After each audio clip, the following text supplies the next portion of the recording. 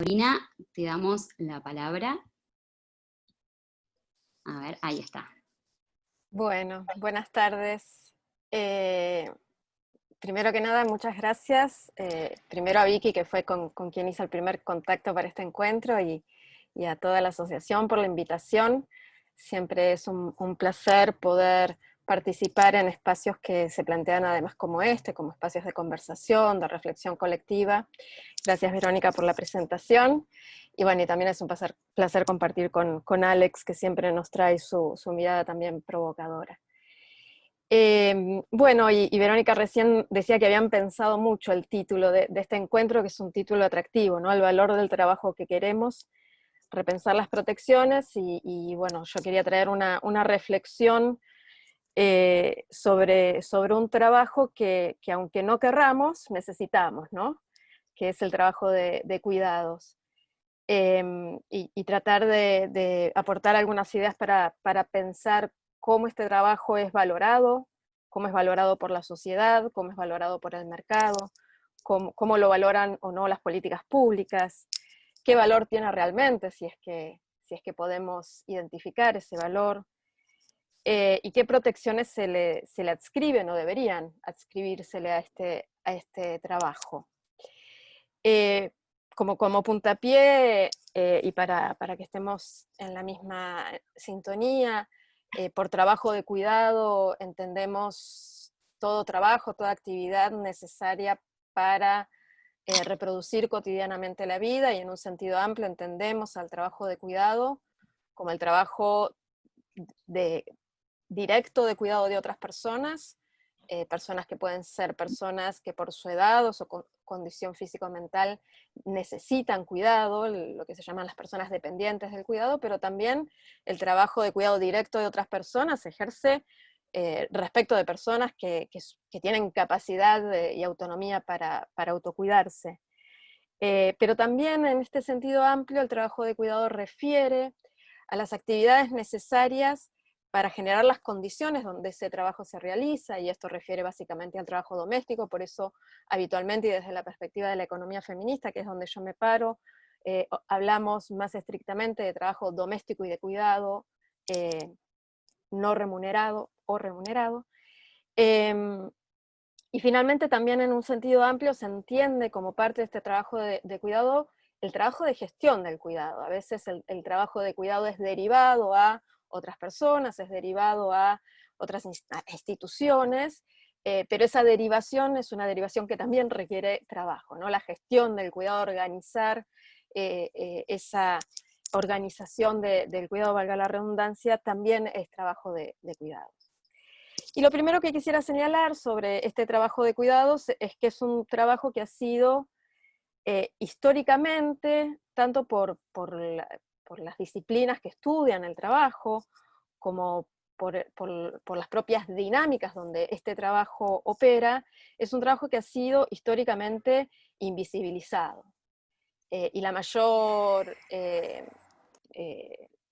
forma más gráfica de reconocer esta invisibilización del trabajo de cuidado es que cuando este trabajo de cuidado se realiza de manera no remunerada y al interior de los hogares, cuando hablamos específicamente del trabajo de cuidados no remunerado, todavía es habitual que incluso las personas que lo realizan no lo reconozcan como trabajo, ¿no?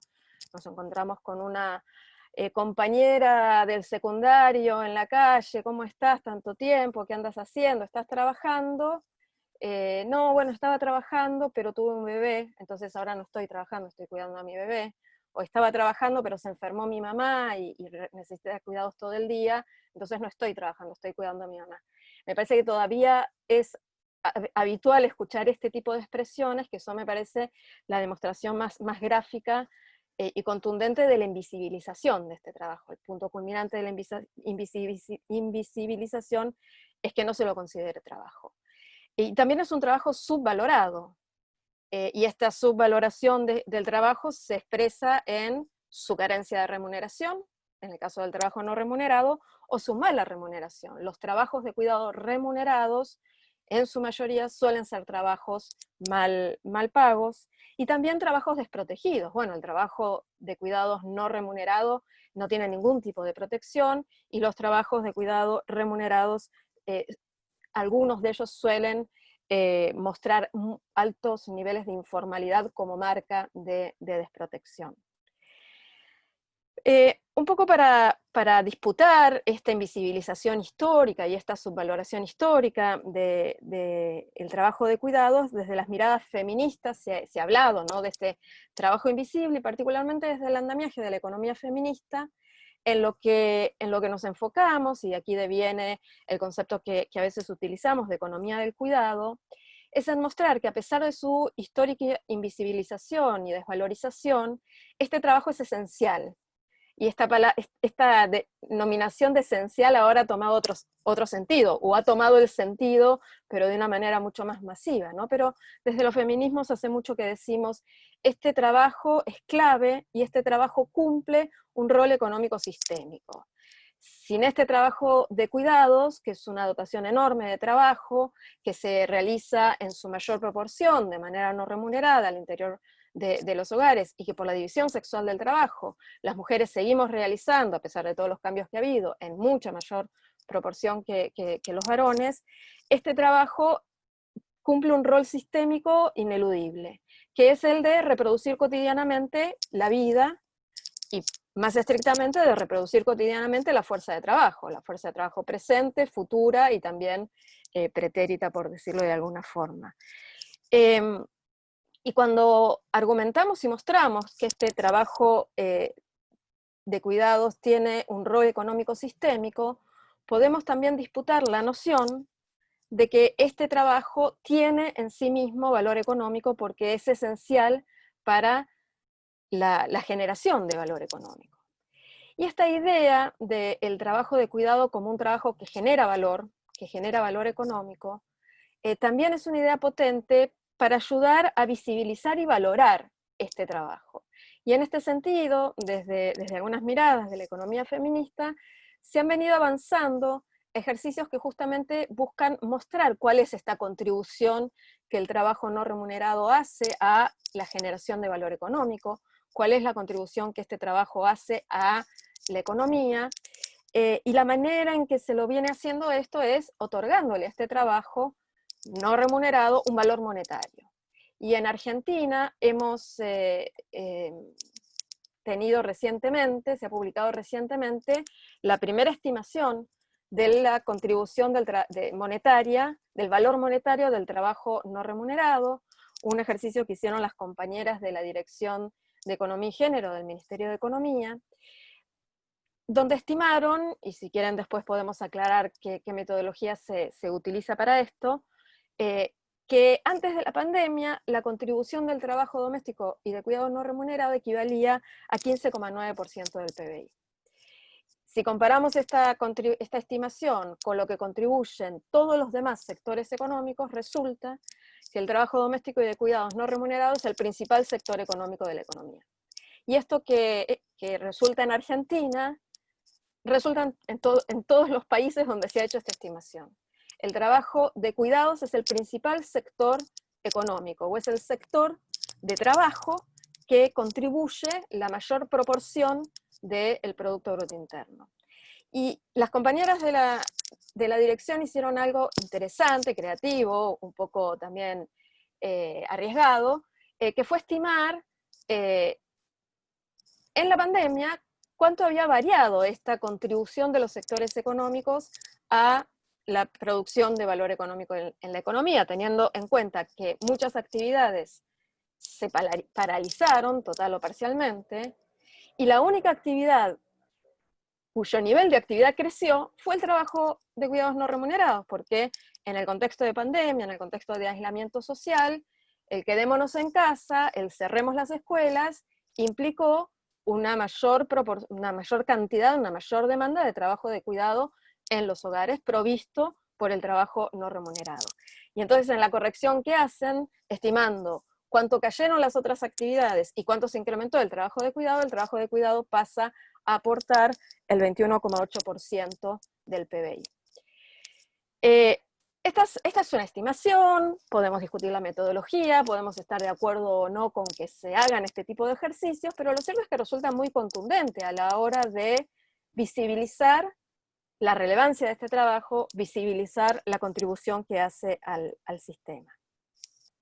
Y pensando justamente en este contexto de pandemia, donde mostramos, bueno, el trabajo de cuidado se incrementó y pasa a ser incluso un trabajo que puede pensarse como un sector económico relevante para la recuperación de la crisis post-pandemia. Pero decía, pensando en este contexto de pandemia justamente, ¿qué es lo que este contexto implicó en términos de la visibilización de este trabajo? Y aquí quisiera marcar un par de cositas como para ya ir yendo al cierre. Una es, lo que decía antes, su esencialidad. Cuando se arma la lista, apenas se establece el contexto de aislamiento social preventivo obligatorio, el ASPO, y se listan las actividades que quedan exceptuadas del ASPO por considerarse esenciales, el trabajo de cuidados está incluido ahí. Y esto implica un reconocimiento desde la política pública de que hay un trabajo que es esencial para la reproducción de la vida, y que este trabajo se provee de unos hogares a otros, ¿no? Porque de hecho lo que se determina esencial, o lo que se permite en este primer tiempo del ASPO, es que las personas se puedan trasladar para realizar actividades de cuidado de otras personas. Lo otro que la pandemia mostró con contundencia es que los hogares son el garante de última instancia del cuidado. Podemos paralizar la economía, podemos cerrar las escuelas, podemos quedarnos todos en casa, porque en casa hay trabajo de cuidado que reproduce la vida todos los días. Y lo que también puso en evidencia la pandemia, visibilizó con más contundencia aún, es que la mayor parte de este trabajo lo seguimos haciendo las mujeres. Y de hecho las encuestas que hay durante la pandemia lo que muestran es la sobrecarga de trabajo de cuidado que hemos padecido las mujeres en mucha mayor proporción que los varones en este tiempo. Lo otro, y esto me parece que va a ser un puente con lo que nos va a traer Alex, que mostró la pandemia muy claramente, es la relevancia de los arreglos comunitarios de cuidado. El rol clave de los espacios comunitarios de cuidado, el rol clave de los comedores comunitarios, y nuevamente allí el cuerpo de las mujeres sosteniendo la supervivencia, sosteniendo la vida cotidianamente. Y juntando todos estos pedazos, lo que este contexto también reforzó es una idea que desde las miradas feministas venimos repitiendo con insistencia, que es que la organización social del cuidado es injusta y es un vector de reproducción de desigualdad. Las opciones de arreglos de cuidado son diferentes para las mujeres y para los varones, pero además son diferentes para personas viviendo en hogares con recursos para externar cuidado, con recursos para diversificar los arreglos de cuidado, que en hogares donde estos recursos no están disponibles, que suelen ser además hogares donde las demandas de cuidado son más intensas y más crecientes. Y lo último que diría sobre esto es que lo otro que puso de relevancia a la pandemia es el rol clave de las políticas públicas para revertir este carácter injusto de la organización social del cuidado. Y entonces aquí me parece que se abre una pregunta, y tengo un pequeño listadito de preguntas para terminar, y un poco en esta idea de generar conversación. Una primera pregunta es, bueno, ¿qué lugar ocupan los cuidados en un escenario de pospandemia, pensando que esto en algún momento se va a acabar? Y bueno, creo que en pensar el lugar de los cuidados en la pospandemia y el cómo, aparecen muchas de las cosas que están en la agenda de las políticas de cuidado, en la agenda que demanda políticas de cuidado. Las famosas R's que refieren al reconocimiento, a la reducción, a la redistribución, a la representación, a la remuneración, que debieran ser atendidas con diferentes esquemas de política pública. Aparece el paradigma de la corresponsabilidad social de los cuidados como un lugar hacia el que debiéramos caminar, y aparece, me parece, y esto sí lo pone más de relevancia a la pandemia, aparece la necesidad de políticas que sean integrales, que sean flexibles, que se puedan adaptar. Creo que también algo que nos trajo esta pandemia fue una pregunta sobre nuestra propia agenda de políticas de cuidado. Porque nuestra agenda de servicios de cuidado y demás bastante rígida para adaptarse a un contexto donde nos tenemos que quedar en casa. Entonces me parece que también nos trajo algunas preguntas para revisar nuestra propia agenda de cuidados. Y un poco ampliando mi reflexión, y ahora sí, mis últimas preguntas para la conversación, y un poco volviendo a lo que era el título de este encuentro, pensando en los trabajos que valoramos, pensando en si valoramos o no y por qué el trabajo de cuidados, me permito traer 2 o 3 preguntitas más generales, más allá del trabajo de cuidados. La primera pregunta sería, ¿qué es lo que hace un trabajo valioso? ¿Qué es lo que hace que un trabajo sea valorado? Y tal vez la pregunta que traería en relación con esta es, ¿por qué el mercado valora más el trabajo del CEO de un grupo financiero, que no solamente podemos discutir la utilidad que tiene ese trabajo, sino que además podemos denunciar la nocividad que tiene ese trabajo? ¿Por qué el mercado valora más un trabajo nocivo para toda la sociedad, como el trabajo del CEO de un grupo financiero, que el trabajo de reproducción cotidiana de la vida, que el trabajo de cuidado no remunerado, que el trabajo de una trabajadora de casa particular, que el trabajo de un recolector de residuos, otro de los trabajos esenciales durante esta pandemia? Y la pregunta que asociaría a esta es, ¿por qué la sociedad replica la valoración del mercado? Porque no es solamente el mercado el que tiene esta valoración tergiversada, es la sociedad entera la que valora de esta manera jerarquizada las ocupaciones. Y entonces acá creo que lo que tenemos enfrente es una disputa por las narrativas que construyen la valorización de los trabajos. Y desde la economía feminista lo que diríamos es, el trabajo que vale es el que sostiene la vida. Y son esos los trabajos que deberían priorizarse, son esos los trabajos que deberían protegerse, son esos los trabajos que deberían cuidarse, y son esos los trabajos que deberían organizar nuestra vida y nuestra economía. Y cierro, y esta sí es mi última pregunta, respecto de esa otra dimensión del título que hablaba de pensar nuevas protecciones o repensar las protecciones. También me invito a preguntarnos qué dimensiones deberíamos proteger del trabajo en sí y qué dimensiones de la protección social deberían ir desenganchándose del trabajo. Y sobre todo cuando las concepciones del trabajo distinguen entre trabajos, jerarquizan trabajos y consideran algunas actividades trabajos y a otras no. ¿Cuáles son las dimensiones de los riesgos sociales que debieran seguir protegiéndose, vinculados con la posición de las personas en el mercado laboral o con las relaciones laborales? ¿Y cuáles son las dimensiones que deberíamos proteger más allá del empleo?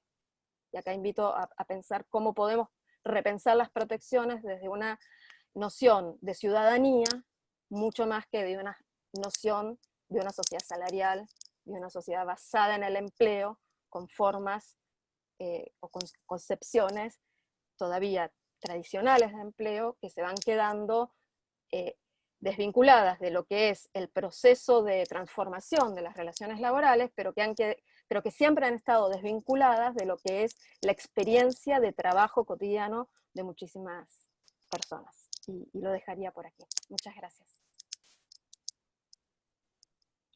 Bueno, muchísimas gracias, Corina. Bueno, muchísimos ejes y muchísimas interpelaciones muy interesantes para desarrollar después y para desarrollar en futuras actividades nuestras del Grupo Bolonia, y ya es una tarea a cargo de la comisión de Susana y Marcel. Bueno, muchísimas gracias nuevamente, Corina. Le damos la palabra a Alex Roy. Alex es doctor en Sociología de la UNSAM, asesor del actual Ministerio de Desarrollo Social de la Nación. Así que, Alex, la palabra es tuya. ¿Para qué voy a...? Ahí está, ahí te solicito reactivar el sonido. Buenas tardes a todos, a todos. Puede ser que escuche a mi perro como lo están haciendo ahora, que justo se puso a ladrar cuando prendí el micrófono. Les pido disculpas, es parte del contexto actual. Agradezco en primer lugar a Verónica, a Rocío, a las compañeras, a Vicky, a Flora, que no veía hacía mucho tiempo, y a Enrique, por el espacio. Y la verdad que cuando vi prender las camaritas y los nombres, me di cuenta que ya había hablado de esto delante de muchos de los que están acá. Con lo cual me da una especie de vergüencita, para decir así en diminutivo. Con lo cual me voy a proponer en modificar, digo sí, porque con Héctor Palomino debe haber hablado 1000 veces de esto, Juan creo que lo vi, Luis Castillo, o sea, y no los nombro todos, si hago la lista creo que 80% ya hablamos de eso. Con lo cual voy a tratar de, ya que estamos y pidiendo disculpas para aquellos que por ahí con los que hablamos por primera vez, tratar de ir un poco a hacer una especie o tocar un metadiscurso del discurso de la economía popular. Digo, darle una vuelta de rosca más. Como toda vuelta de rosca más implica un riesgo, ¿no? Con lo cual me atajo de antemano, porque lo que voy a decir es muy probable que tenga, digamos, un pie en el precipicio y hay riesgo de caer por el precipicio, pero bueno, es viernes a la tarde, estamos cercanos a diciembre, con lo cual me atrevo a hacer un juego de provocaciones. Y por ende, voy a asumir la provocación también desde la propia convocatoria, ¿no? Del valor que queremos. En sí mismo, el título, digamos, podría generarle cualquier úlcera a un marxista ortodoxo, porque diría, ¿cómo que queremos un valor? ¿No? Si el valor es sustancial y surge de las propias cosas. No hay querer en el valor. ¿No? Ahora, ese título, como socioantropólogo de la economía, me parece más que sugestivo, porque efectivamente estoy convencido que el valor es algo que se quiere. Y en ese sentido, diría, es la base de la economía popular y la economía feminista, que justamente a la reivindicación de la valorización de lo no valorizado, de la visibilización de lo no visibilizado, implica que hay algo, una dimensión intrínsecamente política al valor. Y si hay algo intrínsecamente político al valor, es que hay algo que tiene que ver con la voluntad o con el querer, o, por qué no decirlo, con el deseo. Bien. Hace pocos días, no sé si circuló, hubo una especie de evento sociológico maravilloso para un sociólogo, que se escuchó por primera vez la voz de Durkheim en una grabación de 1913, y justamente una grabación que encontraron, de las primeras grabaciones que se hicieron en aquella época, y donde se escucha a Durkheim preguntándose justamente sobre el valor de las cosas. Se lo recomiendo, dura 3 minutos y tiene un condensado conceptual seguramente mucho más potente que lo que vayamos a decir, pero básicamente Durkheim decía exactamente lo mismo. El valor de las cosas está atravesado por el valor moral de la sociedad. O sea, hay algo que tiene que ver con el querer. Y digo eso porque también tenemos una tendencia a naturalizar el por qué las cosas, las personas y los salarios valen lo que valen. Y naturalizarlo muchas veces desde la idea de que lo que fija un salario es un mercado. Y justamente lo que venimos a plantear es que el valor de las cosas no está fijado por el mercado. Primer punto. No está fijado solamente por el mercado. El mercado es una de las formas de producción de referencialidad del valor de las cosas, pero no la única. Si no, podríamos disputar, ¿no?, valores nuevos, salvo que quisiéramos disputar mercados nuevos. Pero no es el punto. Entonces implica efectivamente poner en crisis la noción de valor. ¿Cómo poner en crisis la noción de valor en los tiempos de desarrollo del capitalismo actual? Más allá de la pandemia, inclusive después vuelvo a la pandemia, pero con un proceso de más largo plazo. Creo que lo que hace la pandemia de alguna manera es radicalizar la visibilidad de las contradicciones propias que hay dentro del capitalismo, profundizarlas, más que crear nuevas, pero visibiliza. Con lo cual es un punto de crisis válido tanto en términos históricos como epistemológicos, ¿no? Como toda crisis, permite ver cosas que no se veían, la crisis desrutiniza.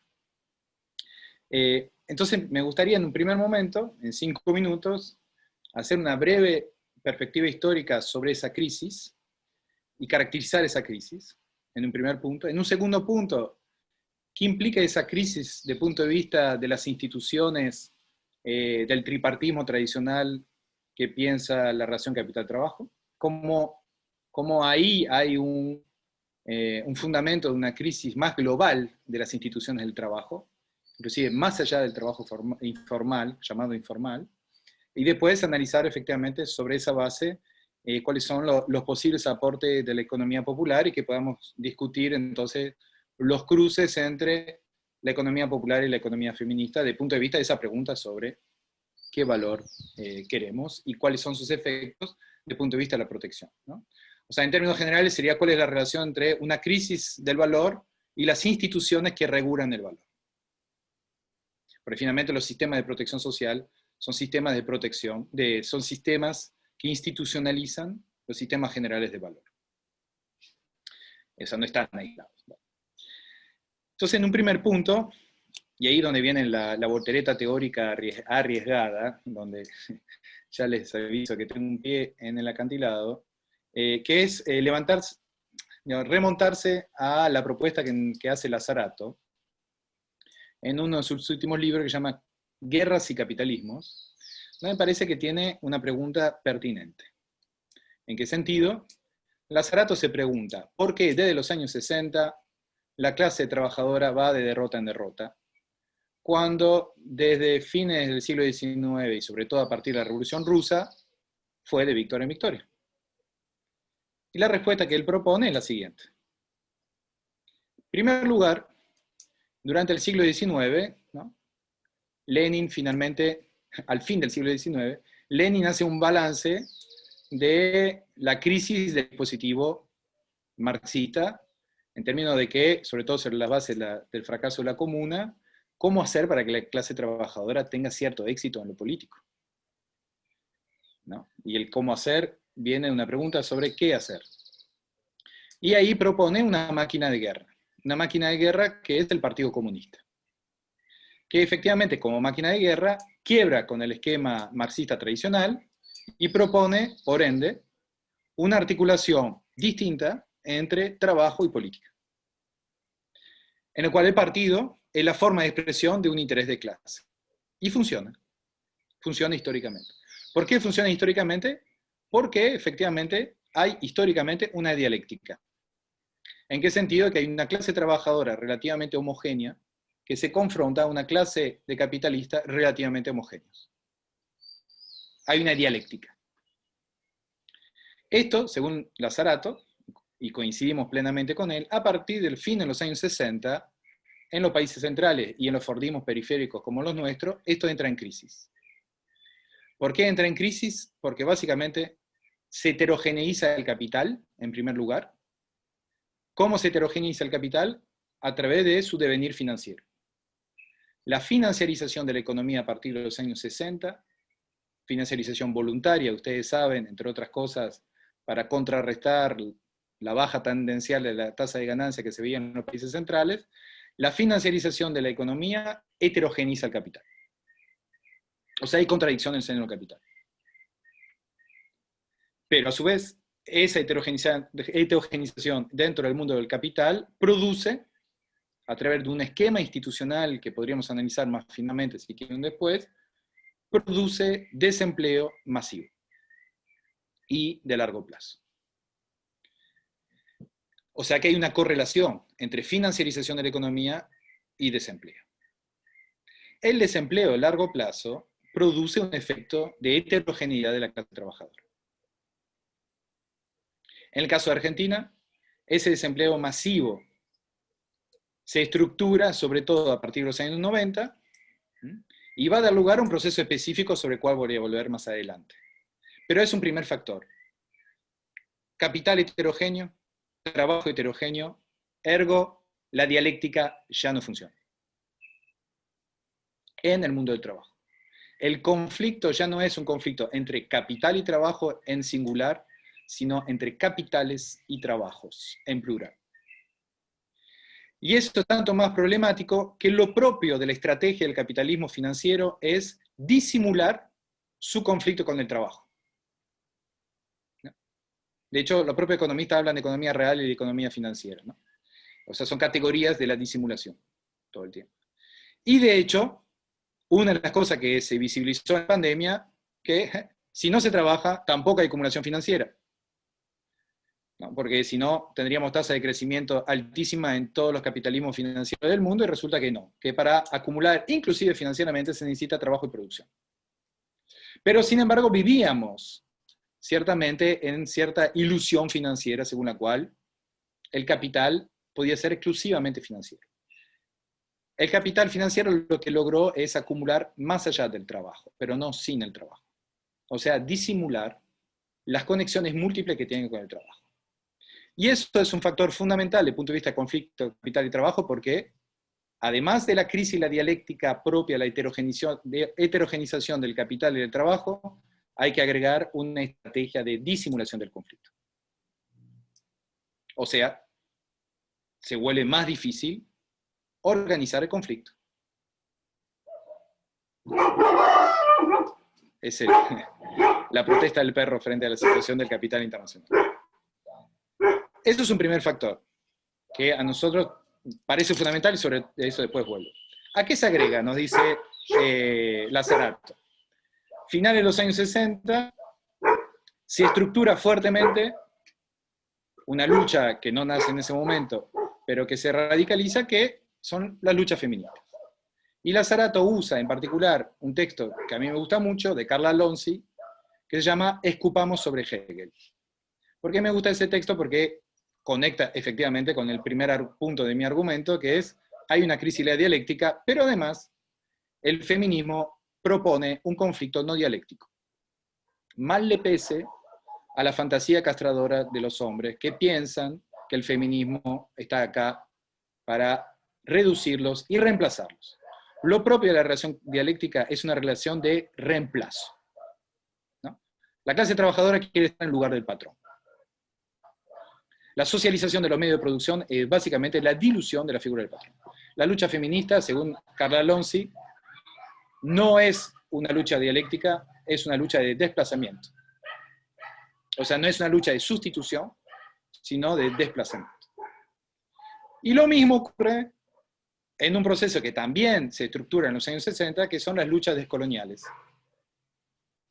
Si leemos a Frantz Fanon, no encontraremos en Frantz Fanon la idea de estar en el lugar del blanco, sino una lógica, un desplazamiento de la lógica. Y si pensamos en el conflicto ambiental, para agregar otro conflicto estructural, tampoco es un conflicto de sustitución. Sí. Es un conflicto de desplazamiento y de regulación. O sea, ¿qué significa?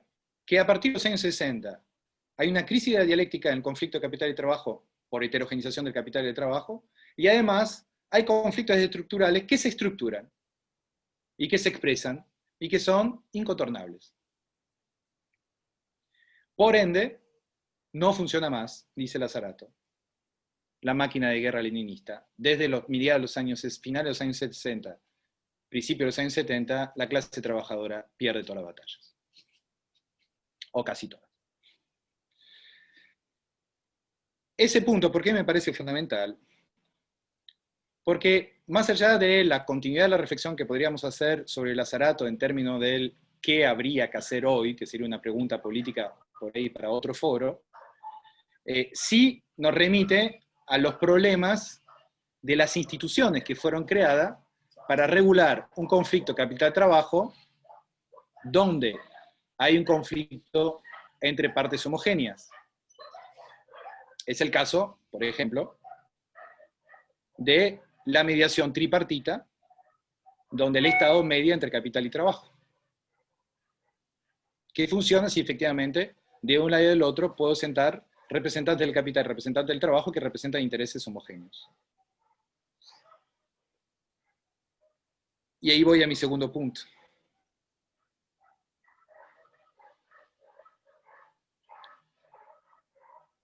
las reivindicaciones feministas, las reivindicaciones descoloniales, las reivindicaciones ambientalistas, nos obligan a ampliar el concepto de trabajo. Ampliar el concepto de trabajo en el sentido que no se limita al trabajo útil para el capital. Y muchas veces, y eso es clave, como decía Corina antes, muchas de las actividades que llevan adelante los trabajadores y las trabajadoras de la economía popular son consideradas esenciales en pandemia y sin embargo inútiles desde el punto de vista del capital en tiempos normales. Esenciales pero inútiles.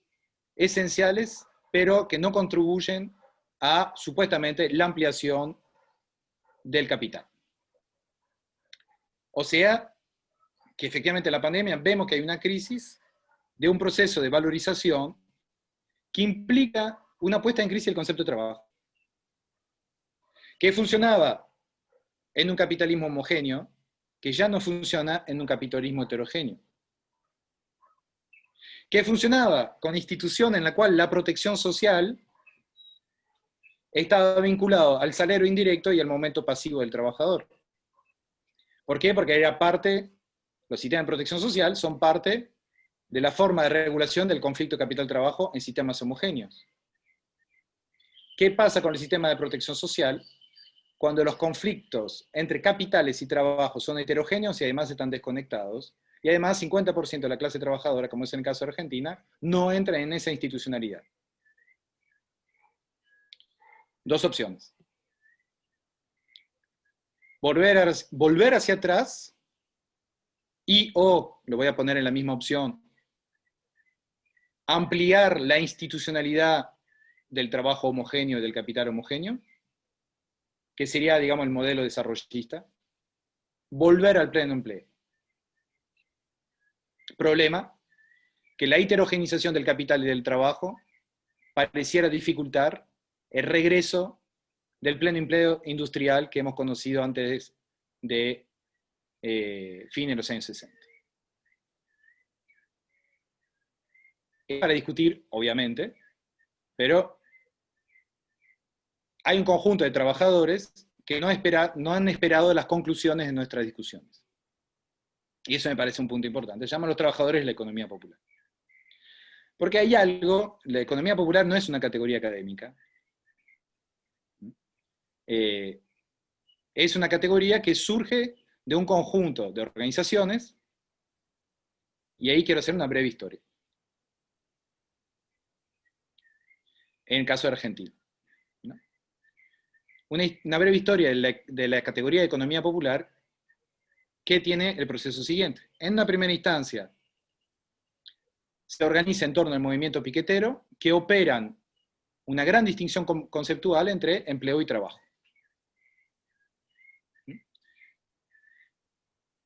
Y esa distinción entre sigo trabajando aunque no esté empleado, esa distinción me parece clave, inclusive en resonancia con lo que decía Corina, de la anécdota de la compañera de secundaria que le dice, no trabajo porque tuvo un hijo. Es exactamente lo mismo. No está empleada, pero sí trabaja. Los trabajadores de la economía popular no están empleados, pero sí trabajan, porque de algo viven. Bien. Eso, punto número uno, trabajo y empleo pareciera ser dos conceptos que remiten, o sea, que no son iguales. Trabajo no es igual a empleo. Empleo y trabajo. El empleo es una forma del trabajo, propia a esa relación dialéctica entre capital y trabajo, donde la institucionalidad funciona. Ahí hay un trabajo no institucionalizado en ese momento. Esa es la primera operación. Segundo momento, cuando el movimiento piquetero deja de llamarse a sí mismo movimiento piquetero, o el movimiento de trabajadores desocupados, ¿se acuerdan? Los MTD, se va constituyendo progresivamente la categoría de trabajador sin patrón. Categoría que remite a una experiencia práctica de un conjunto de trabajadores que asumen una potencia autónoma de producción y de trabajo. Que aquellos y aquellas que trabajamos en relación a cooperativas o a colectivos de trabajo en ese momento recordarán la dificultad que había efectivamente de organizar colectivos sin trabajo, más allá de los que venían de la tradición cooperativista, que ya cargan con, digamos, ese imaginario de trabajo sin patrón. Para muchos trabajadores que venían de una historia de relación de dependencia, fue todo un proceso de aprendizaje de una potencia autónoma. Eso sería una segunda dimensión de la economía popular.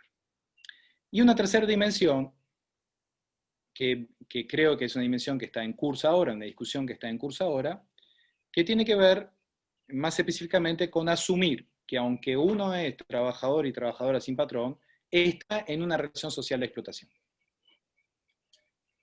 Nosotros nos gusta usar la categoría que viene del sindicato de ladrillero, que es la categoría de patrón oculto. Es decir, la idea de que hay una relación social mediata, no inmediata, una relación social mediata de captación de plusvalor en cada una de las ramas de actividades. Es el caso de los cartoneros, de los recicladores y las recicladoras, ¿no? En Capital, por ejemplo, se avanzó muchísimo en el reconocimiento de ese trabajo y la valorización de ese trabajo a través de un proceso de lucha. Es el caso de las compañeras de cuidado, es el caso de las compañeras de trabajo sociocomunitario. Efectivamente, yo estoy tomando mucho ese ejemplo de estos últimos días, pero vuelvo a insistir con ese ejemplo, es impactante que la gestión de la pandemia en los barrios populares, cuando se vaticinaba muertes y niveles, ¿no?, de enfermedades mucho más altos que en otros sectores, eso no ocurrió. ¿Y por qué no ocurrió? Por la trama de cuidados comunitarios de las compañeras de los comedores de los merenderos, básicamente. Ahora, eso es un trabajo, es un trabajo de salud comunitario. Y es un trabajo socialmente no reconocido como tal. Y siempre planteo, podríamos perfectamente hacer el cálculo, cuánto hubiera costado una gestión sanitaria dentro de los barrios populares y transferirle a las compañeras de los comedores de los merenderos el valor del costo de esa gestión sanitaria en los barrios. Ahora ese trabajo está todavía al día de hoy sin reconocerse. No todo el mundo dice, qué sorprendente que en los barrios populares finalmente no hubo los números que pensábamos. Seguimos sorprendiéndonos. Pasó lo mismo con el IFE. Pensábamos que iba a haber 3,5 millones de inscritos, hubieron 11 millones. ¿Por qué? Porque hay algo de la invisibilización que es real, ¿no? Invisibilización significa que el Estado en sí mismo no tiene necesariamente las herramientas para ver. Es una crisis de algunos dispositivos estadísticos, como los que usamos en la IPH, por ejemplo. Dispositivos sobre los cuales estamos trabajando, dicho sea de paso, con los compañeros del INDEC para modificar esto. Entonces, esa breve historia en 3 momentos de separación trabajo-empleo, potencia autónoma de trabajo y, a su vez, estar en una relación social de explotación invisibilizada, llamada relación con patrón oculto, pero la podemos llamar de otra forma. El patrón oculto es parte de la pedagogía política, si quieren. No lo tomemos estrictamente en su sentido jurídico. Constituye para nosotros una trama institucional. Es decir, la pregunta que nos hacemos nosotros es cómo hacemos para generar una institucionalidad del trabajo que permita, entonces, tener los mismos derechos que los trabajadores en relación de dependencia. Y eso se funda efectivamente en asumir, visibilizar la relación asimétrica que hay entre capital y trabajo en ese otro tipo de trabajo. O sea, en ese sentido es una nueva institucionalidad que asume otra forma de la regulación del conflicto capital-trabajo, que asume, en ese sentido también, otra forma de mediación del Estado, por ende. Porque la mediación del Estado no es solamente a través del salario indirecto, la intervención de los convenios colectivos de trabajo, o garantizar la continuidad de la vida después en el momento pasivo, sino que tiene que ver con mediar en cada una de las relaciones sociales de explotación en cuales están inscritos los trabajadores y las trabajadoras. Y ahí, en ese sentido, perdón, me estoy extendiendo un poco, ¿no? En 5 minutos termino. En ese sentido, esa heterogeneidad que planteaba del capital y del trabajo requiere a su vez entender una mediación del Estado multisituada, donde consideramos nosotros que hay por lo menos 5 grandes formas de explotación: fiscal, financiera, laboral, comercial y de saberes. Y lo que nos propusimos a través del RENATEP, del Registro Nacional de Trabajadores y Trabajadoras de la Economía Popular, es identificar el universo de la economía popular, dimensionar, hoy ya tenemos 1.200.000 inscriptos, y mediar en cada una de esas relaciones. No voy a entrar en los detalles de la mediación de cada una de esas relaciones, pero eso es un tipo de mediación estatal. Y sobre esa base, entonces, construir nuevas formas de protección social. Otra forma de pensar los derechos jubilatorios, otras formas de pensar el acceso a la salud. Y termino entonces, eso implica claramente otro tipo de Estado y otro tipo de derecho. Porque es una nueva institucionalidad. Entonces, primero requiere un Estado que esté dispuesto a articular con la sociedad.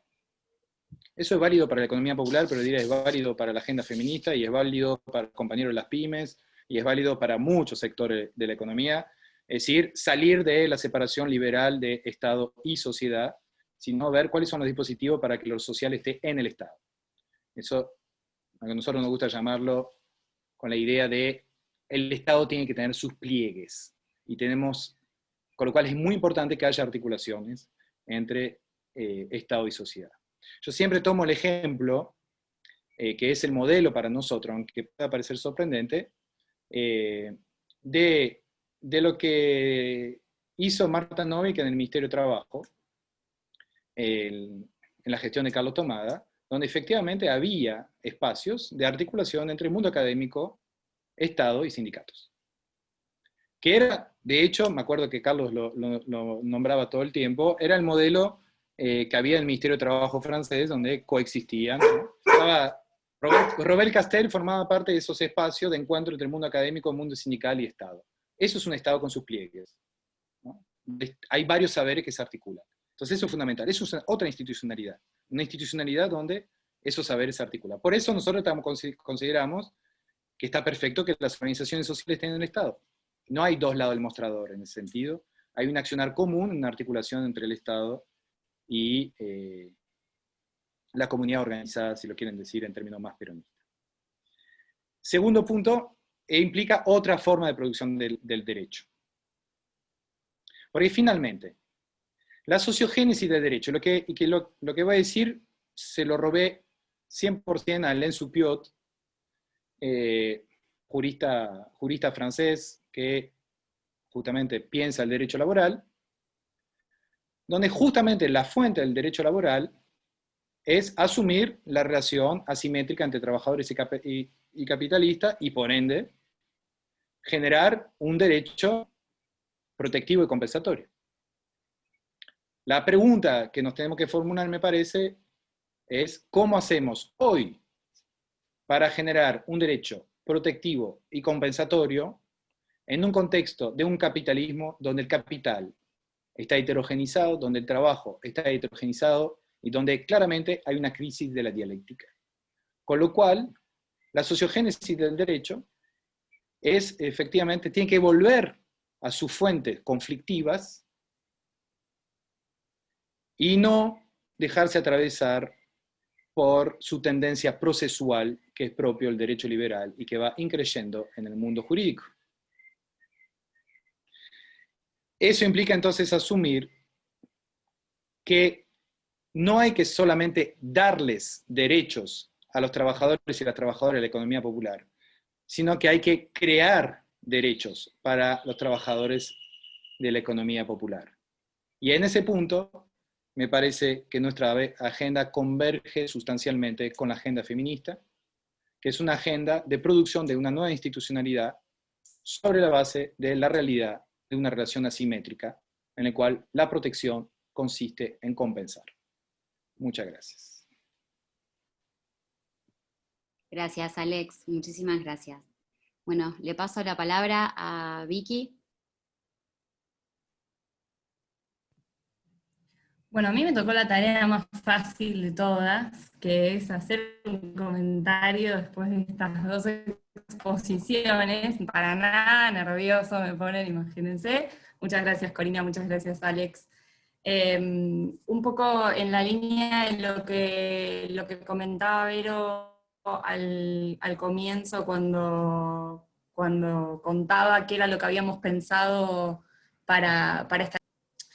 Una de las cosas que pensábamos también era esta cuestión de la circulación de la palabra, así que realmente voy a ser breve porque además le vamos a pedir a una compañera que expuso un informe el sábado en el encuentro que tenemos anual de ex becarios y becarias, así que la idea es realmente ser breve. Y me parecen varias cuestiones. Por un lado, bueno, el valor de haber invitado a personas que vienen de distintos campos, eso primero representa mucho al grupo de Bolonia, que no es un grupo que está compuesto por personas de distintas disciplinas, y efectivamente me parece que las categorías sobre las que estamos pensando el trabajo o las relaciones laborales están hace mucho tiempo cambiando y no nos están sirviendo. Entonces, como no nos están sirviendo esas categorías, necesitamos tomar desde otros lugares, desde otras ciencias y desde otros saberes para empezar a pensar los esquemas de protecciones.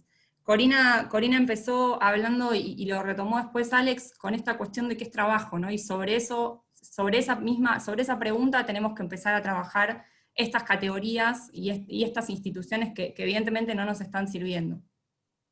Corina también refería a algo que me parece que es interesante para que nos hagamos cargo, lo digo también como abogada laboralista, por qué estamos reproduciendo el valor que otorga el mercado a determinados trabajos, ¿no? Y desde ese lugar estamos evidentemente seguimos montando nuestros esquemas de protecciones. Alex decía también esto de esenciales pero inútiles, a lo cual le podríamos sumar esenciales pero invisibles, esenciales pero desprotegidos, ¿no? Creo que estas cuestiones fueron girando alrededor de las dos intervenciones. Y eso es algo que en el grupo también viene surgiendo mucho en todos nuestros ciclos de charlas y en el encuentro mismo sobre el trabajo, que viene circulando mucho en nuestras propias discusiones. Y ahí me parece que tenemos un desafío, particularmente hubo una interpelación bastante directa de Alex sobre el final, y me parece que hay que recoger ese guante, una interpelación muy directa al derecho. Seguimos pensando en un esquema de empleo que no va más, que no es el esquema vigente, hay una parte del universo del mundo del trabajo que evidentemente estamos dejando de lado, que lo estamos dejando de lado en términos de protección, que es lo más complejo, no solo en términos de visibilización, sino también en términos de protección, y me parece que ahí hay una pregunta que la dejo en el aire para que la discutamos, que tiene que ver con cierto temor en asumir si esto es una resistencia, digamos, si repensar los trabajos, el mundo del trabajo, tiene que ver con Italia y las transformaciones que se están dando en el mundo, si tiene que ver con algo defensivo o si tiene que ver con algo reivindicativo. Me parece que ahí hay como ciertos temores que surgen permanentemente en nuestras conversaciones sobre si reconocer, visibilizar y dotar de protecciones a esta heterogeneidad de la que hablaba Alex, es una cesión, es una conquista, o qué, ¿no? ¿Qué es? Y ya para cerrar, ayer tuve la suerte de compartir un panel con una compañera de la economía popular, Natalia Saracho, y ella decía: nosotros y nosotras no queremos solo sostener, sino que también queremos transformar. Y ahí me parece que hay una interpelación bastante directa que nos están haciendo a la academia, si queremos ponernos ese nombre, los trabajadores y las trabajadoras de la economía popular, que lo que nos están diciendo es que hay un valor en eso que están haciendo, y que eso que están haciendo requiere una mirada distinta, y que tiene otra intención que no solamente esto, ¿no? Sostener, sino además transformar y discutir. Ella decía: nosotros queremos discutir la riqueza, nosotros queremos discutir las protecciones. Simplemente eso, y ahí sí ya, Mariana, si querés, te paso la palabra, que Mariana fue una de las compañeras que expuso, porque fue un eje en nuestro encuentro, la cuestión de la economía popular, y me parece que tiene ahí unos aportes y preguntas que quedaron dando vueltas en nuestro encuentro y que pueden ser súper ricos y provechosos en este encuentro. Gracias.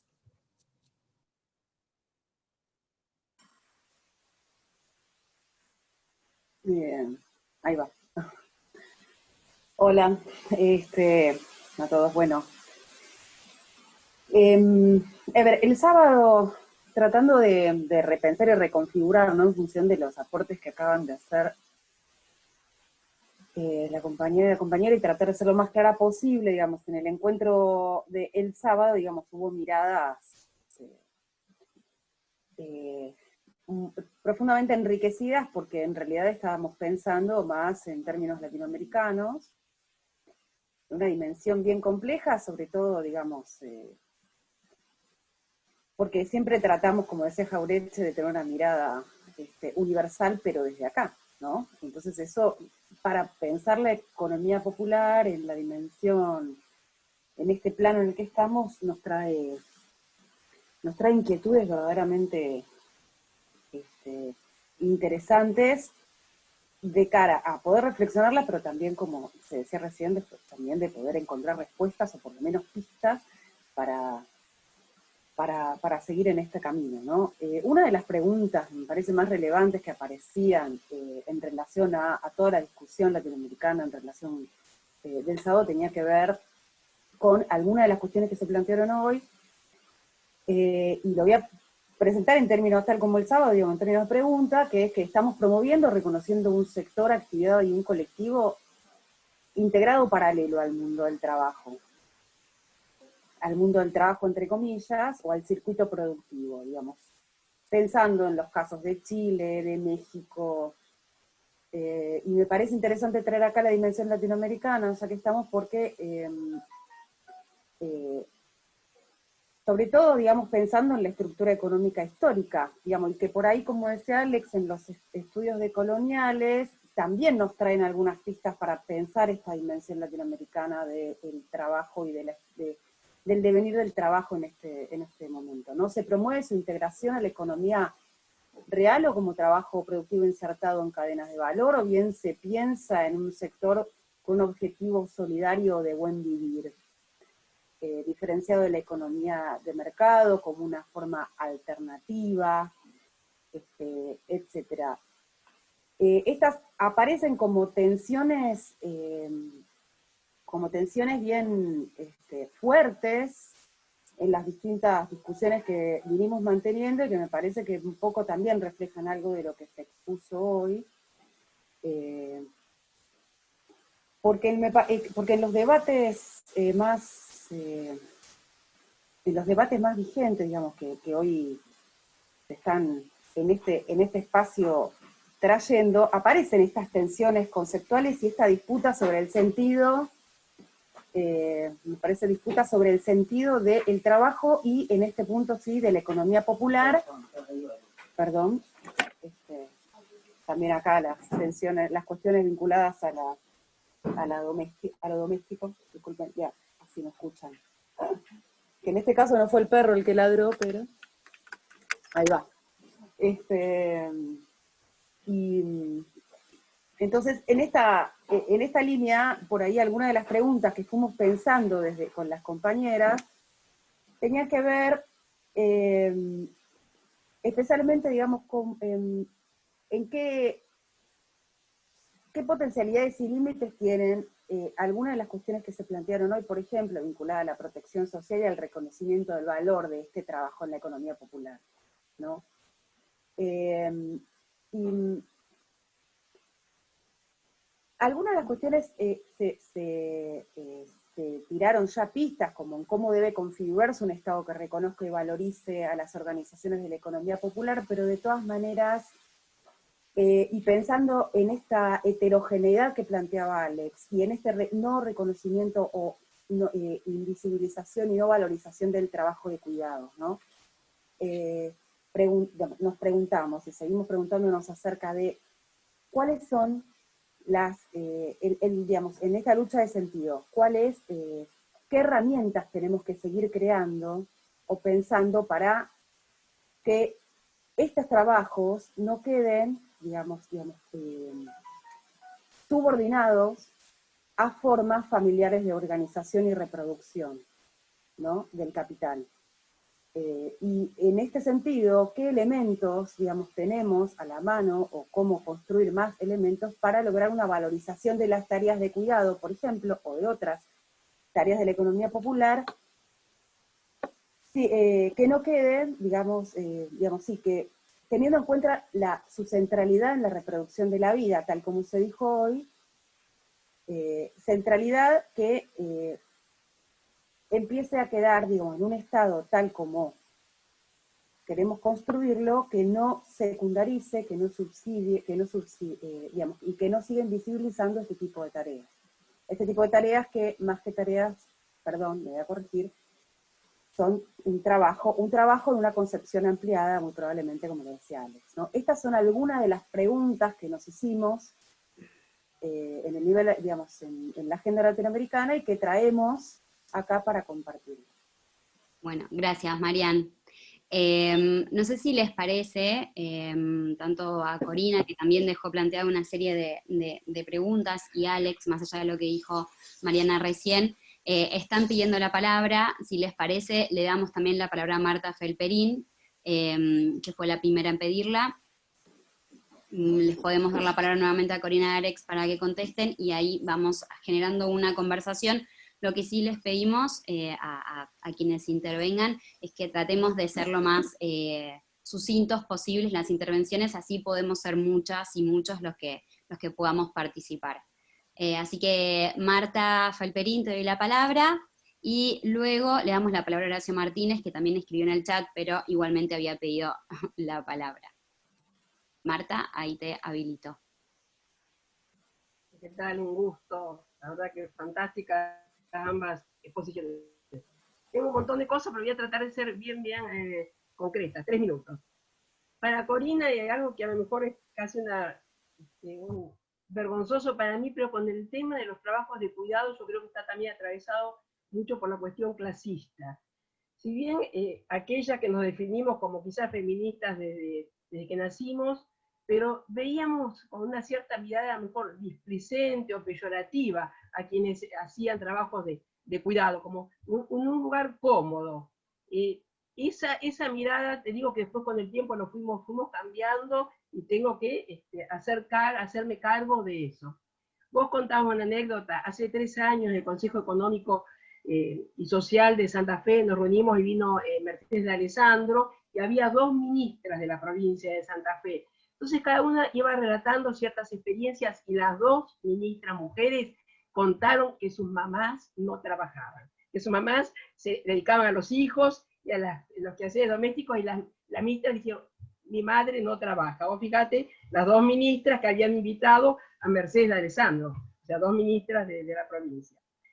Eso es, y quisiera saber qué es lo que ocurre a lo mejor en los países que podemos decir son centrales, no periféricos, con esta mirada acerca de estas tareas de cuidado. ¿Sí? Y con respecto a Alexandre, cuando vos hablabas también de nueva institucionalidad, ¿no?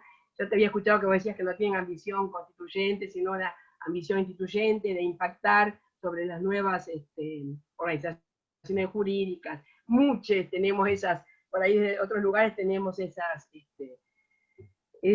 ideas. Pero una pregunta puntual, con respecto al trabajo, porque nosotros estamos centralizando todo siempre en el trabajo, o sea, más allá del empleo y de que los laboralistas nos habíamos quedado con esa concepción del alto capitalismo, ¿no? Del capitalismo industrial, y teníamos un derecho al trabajo tan escueto y tan poco abarcativo. Pero con respecto a esto de que hablamos del trabajo, ¿vos creés que ya no es una entelequia hablar de un pleno empleo, y aún ante producir el propio trabajo no podría llevarnos a producir quizás trabajo que sea también inútil? Y con respecto, ¿qué pensás acerca de ciertas transferencias monetarias de carácter universal e incondicional? O lo que vulgarmente o pedestremente se dice, una transferencia universal a cambio de nada. Como un derecho, podríamos decir, como un derecho humano, o como un derecho de ciudadanía, o aún como un derecho humano emergente, ¿no? Una proyección. Y nada más. 3 minutos creo que estuvo. Bárbaro, gracias Marta. Le damos primero entonces la palabra a Corina y después a Alex. Les pedimos si pueden ser también breves en la medida de lo posible, así continuamos porque ya hay varias personas anotadas. Así que le doy la palabra a Corina. A ver, ahí está, perfecto. Bueno, gracias. Reacciono muy poquito para justamente que pueda seguir circulando la palabra. Sobre la visión clasista del cuidado, sí, comparto. Y diría sobre eso dos cosas. La primera es que esta dimensión clasista de la organización del trabajo de cuidado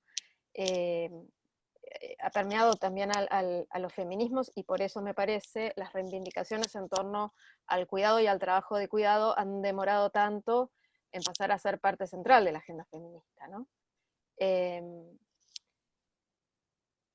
Y lo otro que diría al respecto es que justamente cuando desde la mirada de la economía feminista decimos la organización social del cuidado es injusto y vector de reproducción de desigualdad, queremos enfatizar el entrecruzamiento que hay, la interrelación que existe entre las desigualdades de género y las desigualdades socioeconómicas o de clase, para usar una categoría más tradicional. Porque la afirmación general que hacemos, que es las mujeres dedicamos mucho más tiempo que los varones en promedio al trabajo doméstico y de cuidado no remunerado, es absolutamente cierta. Esto lo muestran las encuestas de uso del tiempo en todos los países del mundo. Pero es igual de cierto que el tiempo que le dedicamos al trabajo doméstico y de cuidado, las mujeres que vivimos en distintos lugares de la estructura social es muy diferente. La brecha entre mujeres, la brecha en el tiempo dedicado al trabajo no remunerado entre mujeres de primer y quinto quintil, por tomar una medida de estratificación, es tan grande como la brecha promedio entre varones y mujeres.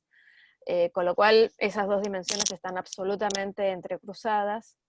Y también por eso es que decimos esta cuestión del trabajo de cuidado y la cuestión más amplia, en términos generales de los cuidados, debió ser un elemento de cualquier agenda por la justicia social, ¿no? No solamente un elemento de la agenda de las mujeres o de la agenda feminista.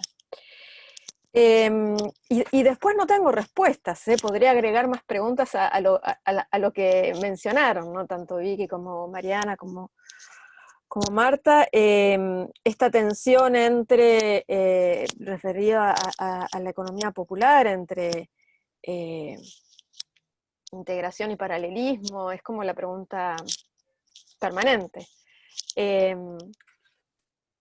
Tal vez un elemento que pueda abrir distintas posibilidades de respuesta respecto de esto, o sea, justamente qué rol juegan las políticas públicas ahí, con todo lo que podemos discutir sobre estas políticas.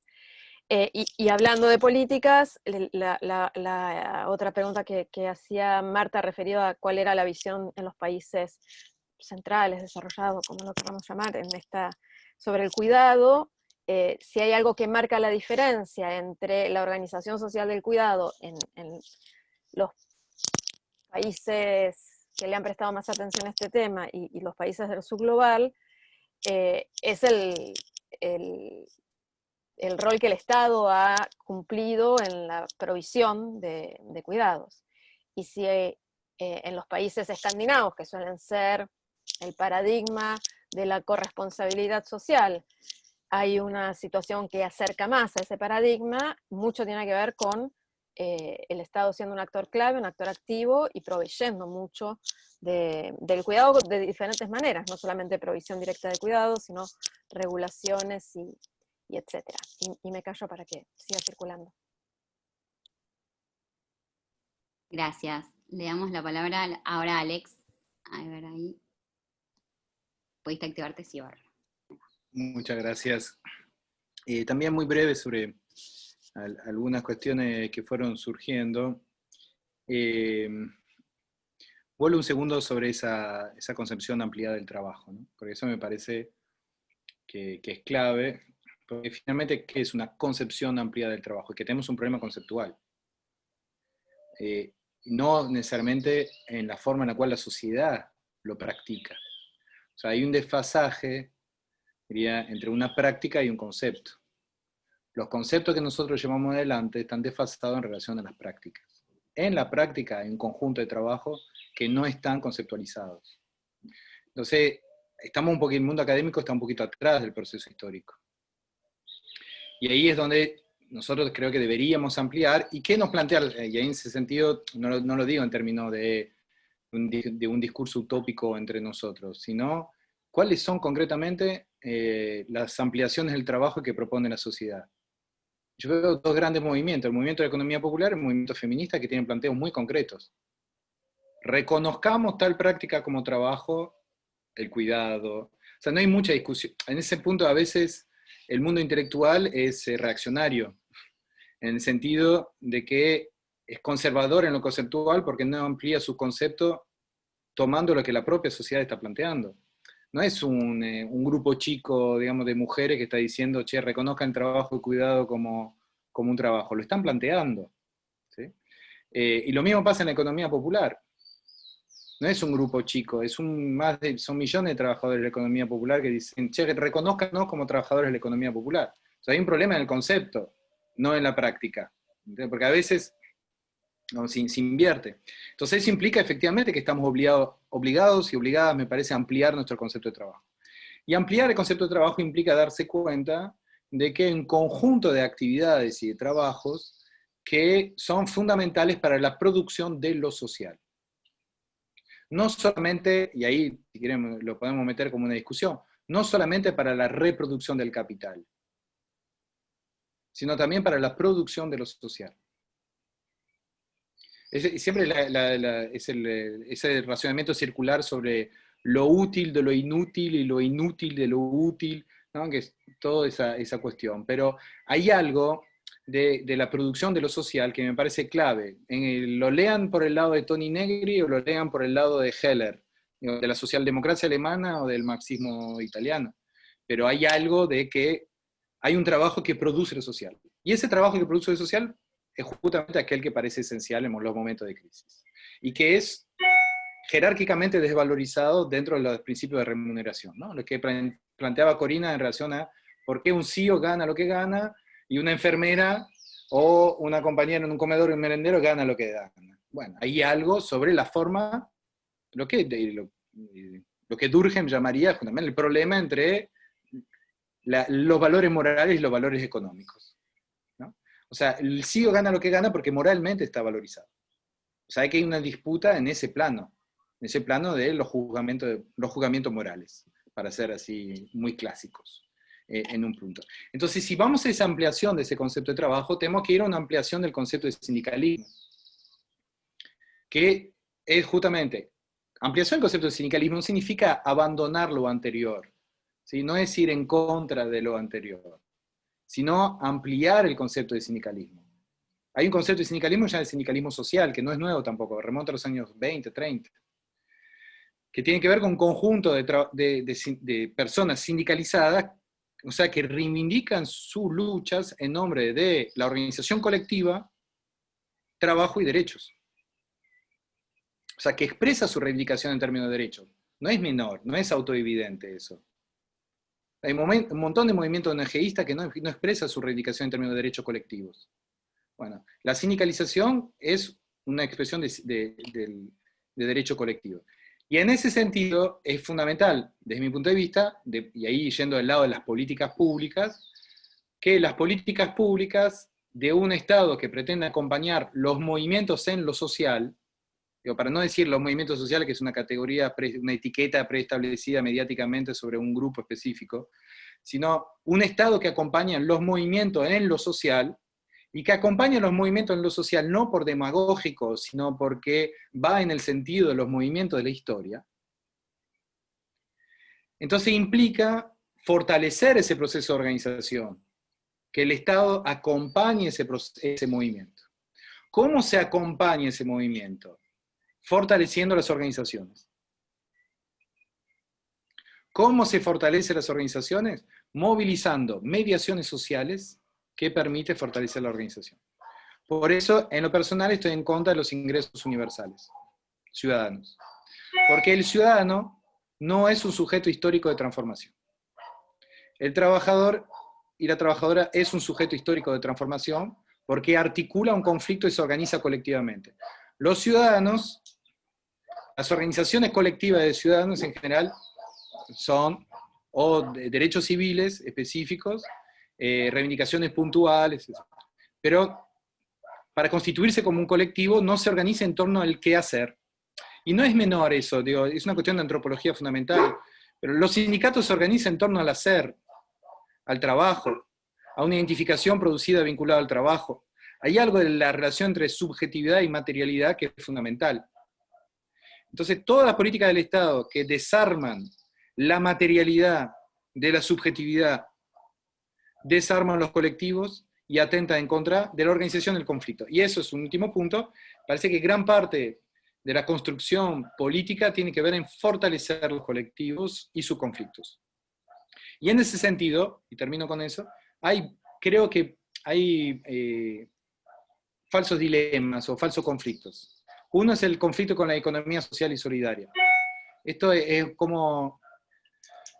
¿Por qué digo que es un falso conflicto? Porque finalmente en el territorio es muy borroso esa distinción, porque hay un montón de compañeros que tienen cooperativas, que se reivindica la economía social y que forman parte de la problemática de la economía popular, en el sentido que la economía social es una forma específica de organización del trabajo, de la producción en torno a valores explícitos de solidaridad, que comparten algunos compañeros y otros no.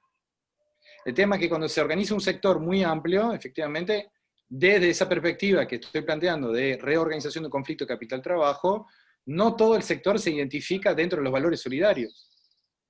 Entonces, para tener una política masiva, no podemos limitarlo al valor de una parte, aunque uno comparta los valores de esa parte. Pero la realidad es que no tenemos marchas de millones de personas que reivindican que todo se constituya en cooperativas. Entre otras cosas, ¿por qué? Porque el derecho a las cooperativas hace que es sumamente difícil constituirse en cooperativa y muy oneroso. Entonces, hay como una serie de desfasajes que hace que para mí en sí no hay un gran conflicto en ese punto. Sobre la dimensión latinoamericana, que me parece fundamental.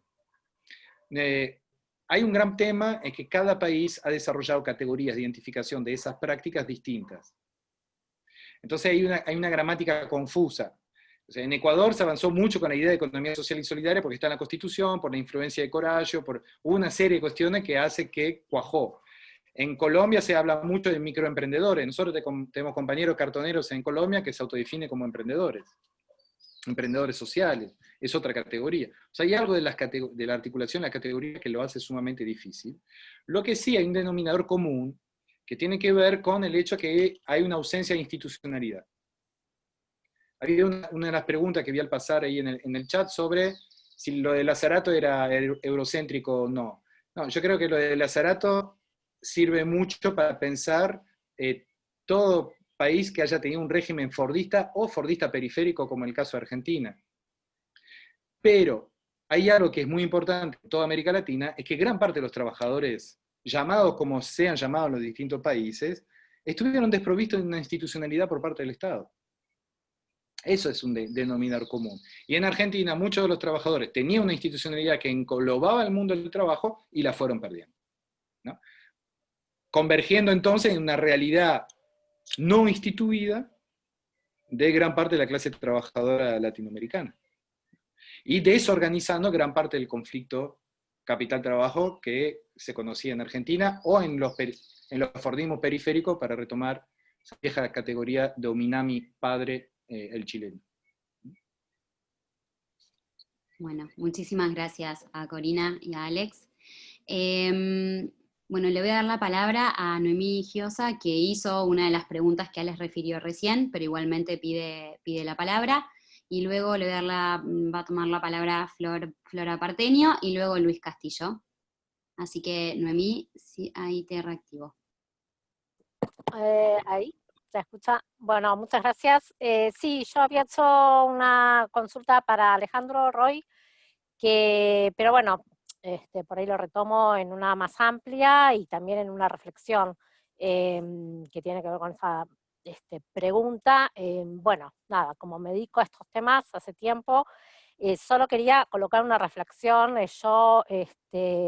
una reflexión, y también la pregunta que le había hecho a Alejandro tenía que ver con la nueva institucionalidad que se estaba pensando para la economía popular. ¿Cuáles serán concretamente los dispositivos que se estaban pensando? Porque de alguna manera, bueno, uno tiene información, pero como para universalizar las ideas, ¿no? Mi reflexión es que la verdad es que yo veo que hay una pregunta y un problema que se repite hace 40, 50 años en América Latina y que pasa por el gran debate de masa marginal o sector informal urbano, y que desde hace algunos años pareciera que se toma conciencia de que este segmento de la población no se va a integrar a esta economía capitalista y entonces se está viendo otras formas. Esa es mi visión. No obstante, coloco la pregunta de, esto no tiene que ver con los trabajos de cuidado para nada, tiene que ver con el tema del sistema capitalista, la creación de puestos de trabajo, la oligopolización, la financiarización, y de qué modo uno incorpora todo lo que está en la sociedad y los problemas que de esto se derivan en propuestas de política.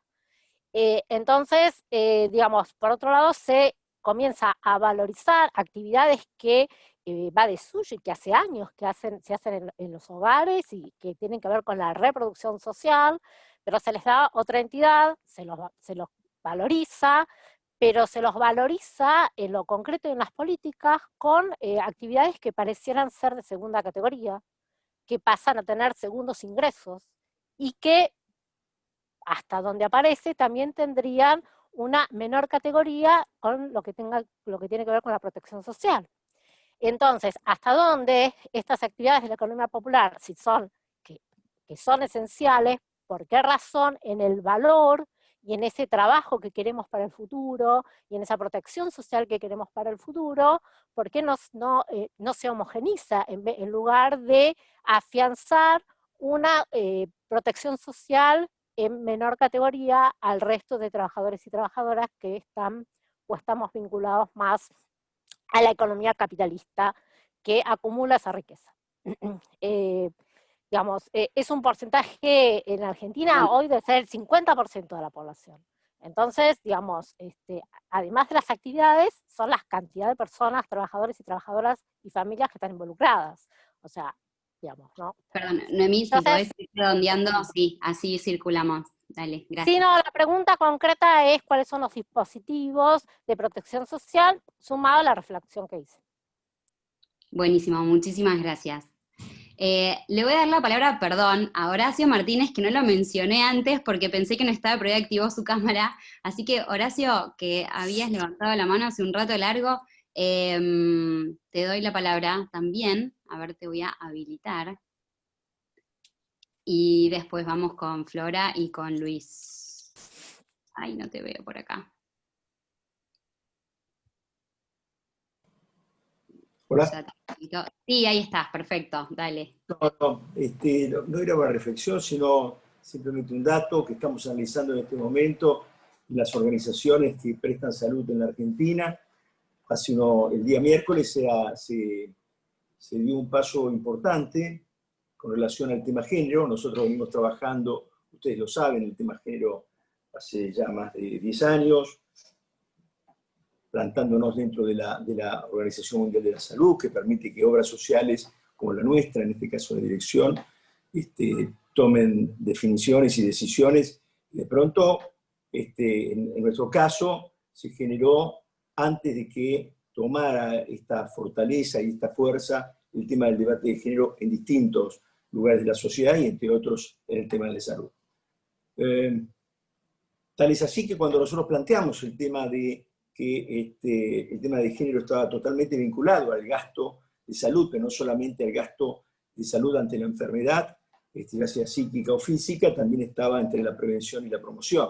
Y esto llevaba a un gasto de la obra social que teníamos que colocar en algún lado, como ustedes saben, o por lo menos sabe la mayoría, es decir, organizaciones como las nuestras tienen un tope para gasto administrativo que está en el orden del 8%, y el resto debe estar buscado en temas prestacionales.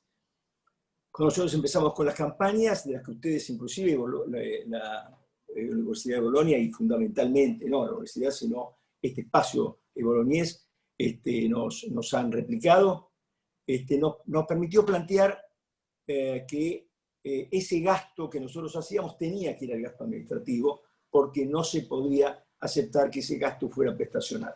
No estaba reconocido, es decir, la autoridad esta institucionalización de la que venimos hablando y en otros conceptos, no aceptaba de que nosotros como organización, pensado y planteado, de la forma en que lo estamos planteando, nosotros pudiéramos colocar en otro lugar que no fuera el casillero de, obviamente, de lo que se llama el gasto administrativo.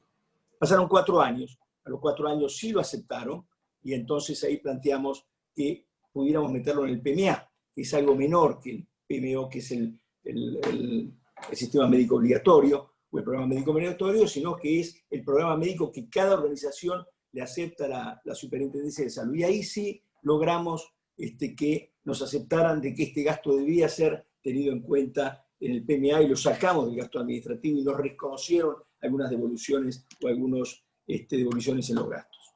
Y esto pasó en 8 años.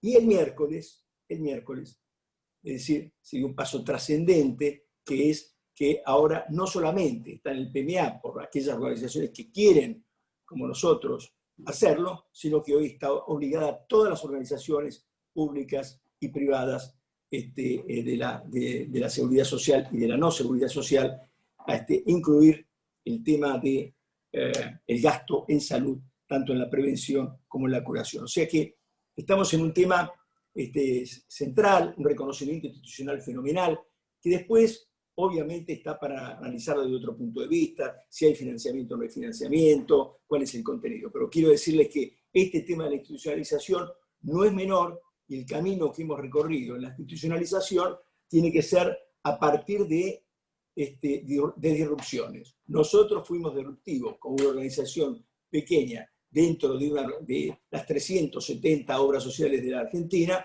fuimos los que primero disruptimos y obviamente pagamos un precio que fue el hecho de no ser aceptado ni siquiera por el Estado en ese marco de institucionalización, cuando hoy el Congreso de la Nación, el miércoles pasado, le dio media sanción. Nada más, quería hacer este aporte para el pensamiento para los pensamientos y las reflexiones que se están haciendo acá. Gracias. Gracias, Horacio, muchas gracias. Flora. Sí, ahí está. Hola, ¿cómo andan? ¿Cómo andás, Cori, Alex y ya mi familia de la Asociación Bolonia? Nos vemos todos los días. Yo tenía una pregunta para Alex, ya que nos vemos en esta instancia de la vida. Cuando se lanza el RENATEP, que justamente fue recibido con mucha expectativa por lo que implicaba registrar, digamos, en esta posibilidad de crear derechos para la economía popular, surgió un conflicto importante con el sector de las trabajadoras sexuales, autopercibidas como trabajadoras sexuales, en algunos casos autopercibidas como putas, y sabemos que esto es un debate que viene de larga data, incluso dentro del feminismo, no es algo nuevo, ni tampoco es un conflicto reciente. Pero te quería preguntar cómo lo veías vos, pensando en esta idea de apostar por nuevas formas de protección social y en esto de crear nuevos derechos para este sector. ¿Cómo evaluabas vos los costos y las dificultades que se pusieron en escena en esa disputa, en términos de lo que implicaría para el Ministerio de Desarrollo Social haber incorporado finalmente en el RENATEP en esa instancia, ¿no? Que fue también un tironeo, un día estaban en el registro, al otro día no, y bueno, eso también implica pensar otras formas de trabajo, incluso desde esta impronta de interpelación que tienen las trabajadoras sexuales, que yo creo que es un debate súper interesante. Lo ha sido dentro de los sindicatos en su momento, cuando conformaron AMAR allá a larga data, pero bueno, hoy tiene otras características. Entonces quería preguntarte eso y bueno, y aprovecho para saludarles. Gracias, Flora. Y le damos la palabra a Luis Castillo y después le damos nuevamente la palabra a Corina y a Alex, si les parece. Así que, para que Luis te busco en la lista para darte. Acá está. Ahí va, Luis. ¿Podés habilitarte, Luis, el sonido? Ahora sí. Ahí. Sí, perfecto. Magníficas presentaciones y con honestidad de Alex decir, para no repetirse, dijo otras cosas, yo lamentablemente reconozco su honestidad, pero voy a repetirme un poco. Creo que las dos presentaciones me dan pie para centrarme en un punto muy concreto, perdón, que baje a una discusión muy concreta. El tema del trabajo de cuidado, repensar las protecciones y el tema de género, tiene un grupo, entre varios de los grupos de población que están vinculados a esa problemática, están las trabajadoras de casas particulares, digo. Claramente es un sector identificado con esa problemática y que repensar la protección social, reitero que, por eso me repito, no tienen seguro por desempleo. Las trabajadoras del servicio doméstico en su última ley, donde avanzaron muchos derechos, no tienen seguro por desempleo. Entonces me parece que repensar eso supone... Está bien, lo de Alex me parece que es realmente es muy interesante de la perspectiva que nos abre en términos de la heterogeneización, de la distinta heterogeneización del capital, con el predominio del capital financiero, la necesidad de repensar el tema del trabajo. Y me parece totalmente, y comparto totalmente sus propuestas y ver cómo la economía popular va ganando ese espacio en esa discusión. Pero a Alex, desde esta perspectiva muy concreta de este grupo de trabajadoras de casas particulares que no tienen seguro de desempleo, yo le preguntaría a Alex, ¿es incompatible con esta propuesta de las distintas características de los trabajadores, la heterogeneidad de los trabajadores, y que voy a decir, el Estado debería mediar en cada una de las relaciones de esta heterogeneidad del capital y el trabajo? ¿No sería una forma de mediar en esta heterogeneidad para este grupo particular, que son asalariadas, pero no tienen derechos, son asalariadas, son empleadas? La pregunta de Alex sería, ¿no es contradictorio?